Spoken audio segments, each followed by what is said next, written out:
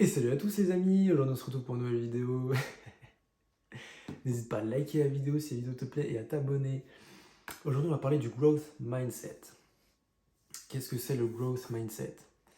Le mec qui a le growth mindset, c'est le mec qui ne se donne pas d'excuses.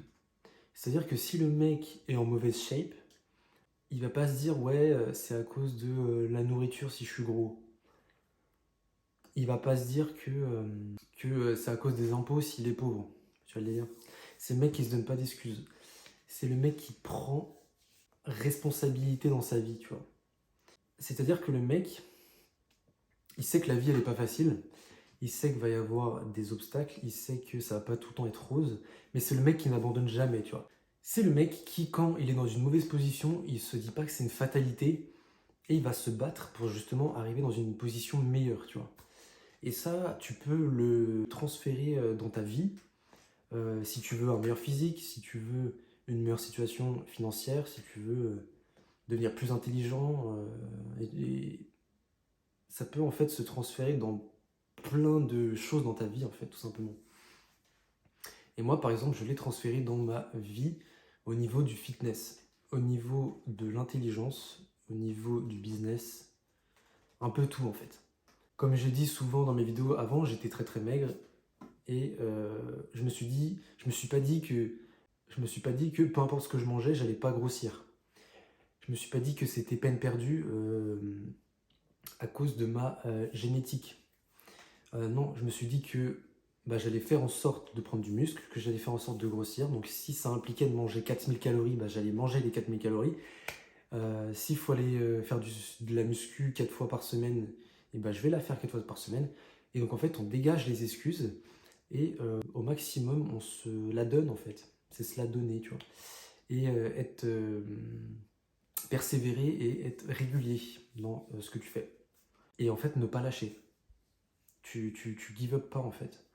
Parce que tu as un but, tu sais pourquoi tu le fais. C'est un peu ton pourquoi. Ce qui fait qu'en fait, tu vas pas lâcher. Et c'est ça le growth mindset. C'est tu ne lâches pas, tu t'adaptes à la situation et tu fais de ton mieux en fait. Tu donnes tout. Donc en fait, si on veut vraiment qu'il y ait un changement dans notre vie, physiquement ou intellectuellement ou ce que tu veux, il faut arrêter de se donner des excuses.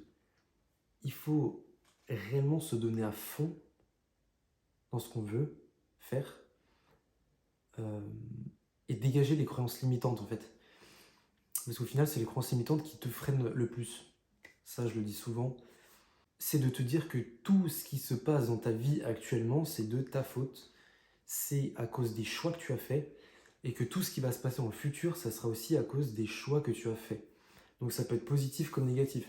C'est à toi de faire les bons choix. C'est à toi de faire les choix qui te semblent le mieux. Mais en fait, dans la vie, on a le choix. C'est pas une fatalité, t'es pas obligé de mal manger, t'es pas obligé de rester sur ton canapé à rien faire.